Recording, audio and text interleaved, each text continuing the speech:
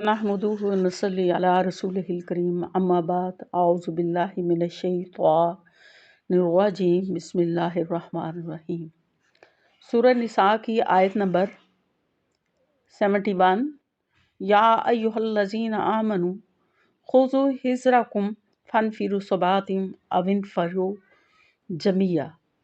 या अय्युहल्लज़ीना आमनू, ए ईमान वालो, खुज़ू पकड़ो, हिज़्रकुम अपना बचाओ, फनफिरू तो निकलो, सबातिन अकेले, अविनफिरू जमिया या सब मिलकर। ए ईमान वालो, दुश्मन से मुकाबला के वक्त अपने बचाव का सामान रखो, फिर दस्तों की सूरत में या सब मिलकर निकलो। तो यहाँ जो है मुसलमानों को जिहाद का हुक्म हो रहा है कि जिहाद अब उन पे फ़र्ज हो चुका है, तो लिहाजा आप अपना बचाव का सामान लेकर यानी जंगी साजो सामान के साथ निकलो, चाहे आप दस्तों की सूरत में निकलो या इकट्ठे होकर निकलो। तो अब उससे पहले जो था जिहाद का हुक्म नहीं था। मक्का के लोग जो थे वो वहाँ मज़लूम थे और मदीना आने वाले लोग जो हैं उससे पहले उनकी ख्वाहिश थी कि हमें जिहाद का हुक्म मिल जाए, लेकिन उनको सिर्फ नमाज पढ़ने का और ज़कात अदा करने का हुक्म था, जिहाद का हुक्म नहीं था। अब जिहाद का हुक्म हुआ तो उसमें से ये है कि पहले ईमान वाले लोग और कमज़ोर ईमान वाले लोग और मुनाफिक सब इकट्ठे थे, उनका अभी पता नहीं चलता था। तो जब जिहाद का हुक्म फ़र्ज हो गया तो फिर उसमें से कमज़ोर ईमान वाले और मुनाफिक और मुशरिकीन जो है वो अलग हो गए, काफिर एक ग्रुप बन गया और मोमिनीन सच्चे मोमिनीन का एक ग्रुप हो गया, और दोनों जो हैं वो एक दूसरे के मुकाबिल जो है वो निकल आए। यानी मोमिनीन की पहचान अलग होगी और काफरों की पहचान जो है वो अलग होगी, और मुनाफिकीन जो है उनसे मोमिनीन जो है वो पाक हो गया उनका ग्रुप। उसके बाद आयत नंबर 72 है, व इन मिनकुम लिमन ला युबत्ती अन्ना फ़इन असाबतकुम मुसीबतन काला कद अनअमल्लाहु अलैया इस्लम अकुन माहुम शहीदा। व इन्ना, और अगर मिनकुम तुम में से, लमन अलबत्ता, ला युबत्ती अन्ना ज़रूर देर लगाए, फ़इन असाबतकुम मुसीबतन, और अगर तुमको पहुँचे मुसीबत, काला तो कहा, कद अनअमल्लाहु बेशक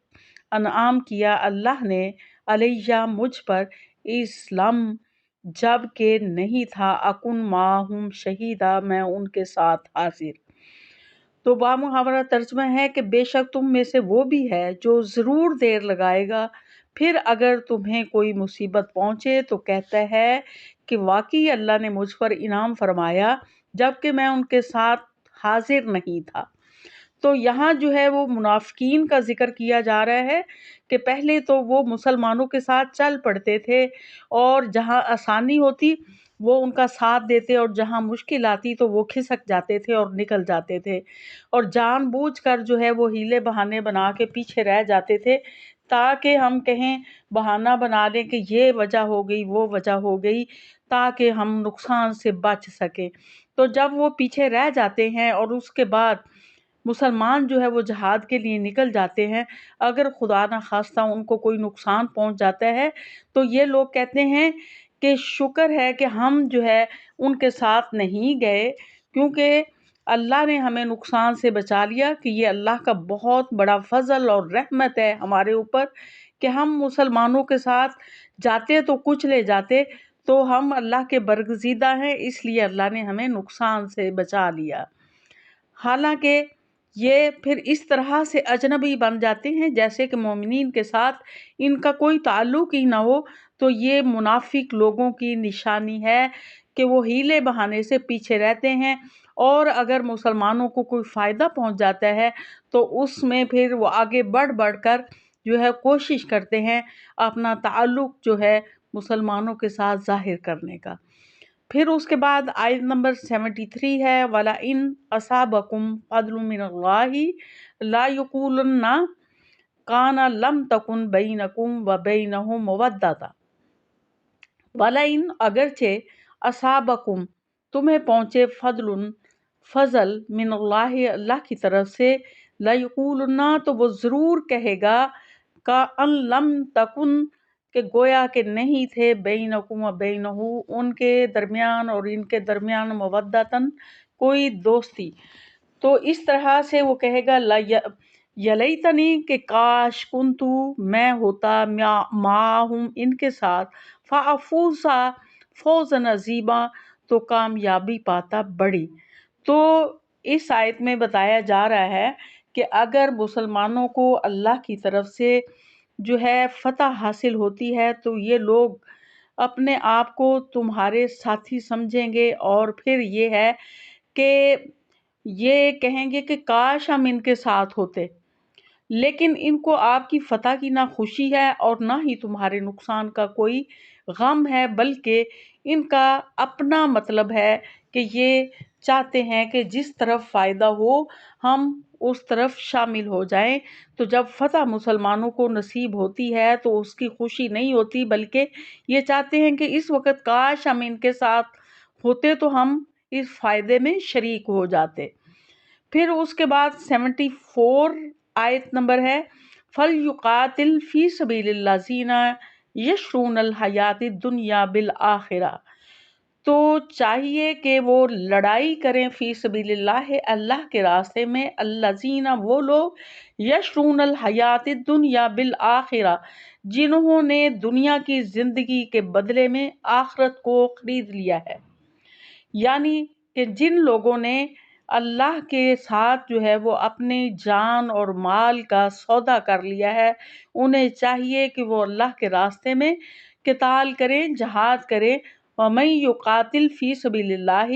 اور جو کوئی لڑائی کرے اللہ کے راستے میں، فَيُقْتَلْ اور شہید ہو، اور یغلب یا وہ غالب آ جائے، فَسَوْفَ نُؤْتِیہِ تو عنقریب دے گا اس کو،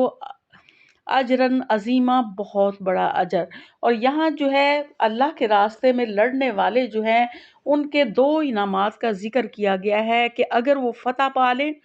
تو اللہ تعالیٰ ان کو غلبہ عطا فرمائے گا اور وہ غازی کہلائیں گے، اور اگر جو ہے وہ شہید ہو جاتے ہیں اللہ کی راہ میں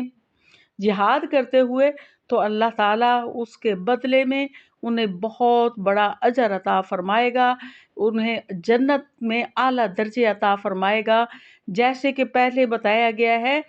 مختلف قرآن پاک کی آیات میں کہ جو اللہ کی راہ میں مارے جائیں انہیں مردہ مت کہو، وہ تو زندہ ہیں اور اللہ کے ہاں رزق پاتے ہیں.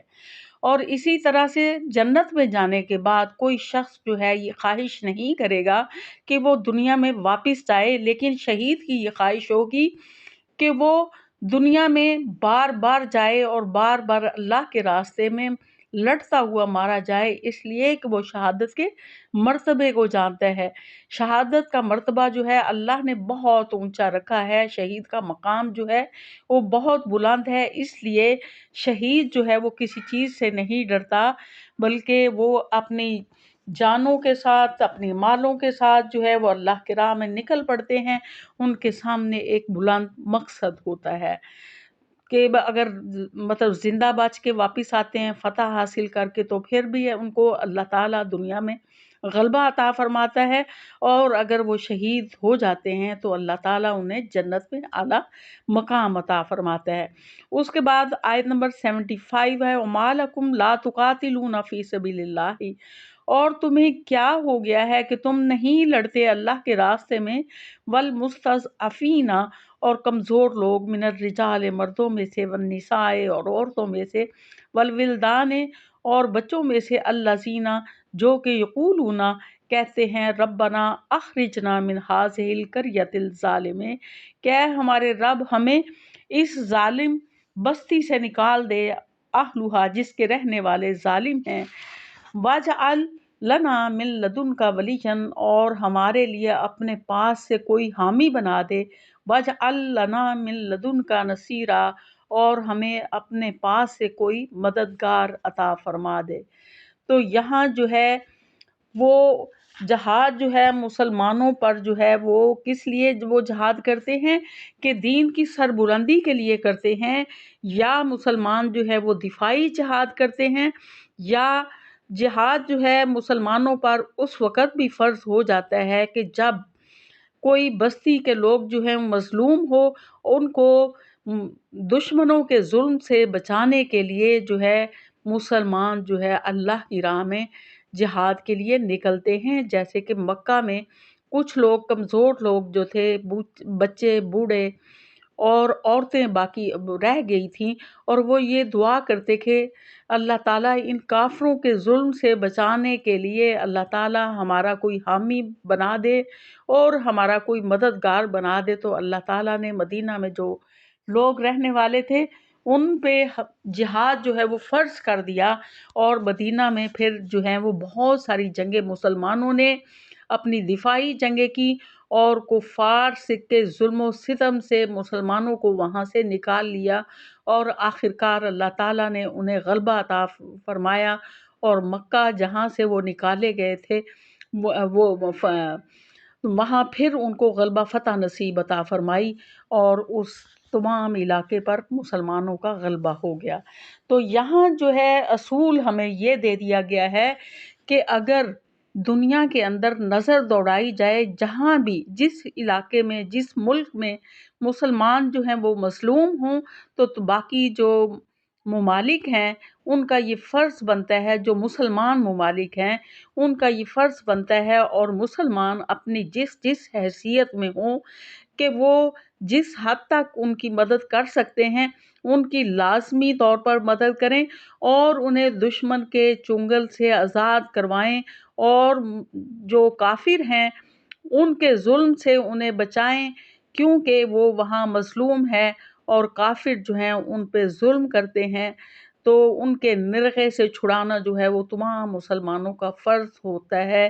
کہ انہیں وہ اخلاقی مدد فراہم کریں، انہیں جو ہے عسکری مدد فراہم کریں، اور اسی طرح سے ان کی جس حیثیت میں جو مسلمان ہے ان کی جس حد تک ممکن ہے وہ کوشش کریں اور انہیں دشمن کے پنجے سے آزاد کروا لیں۔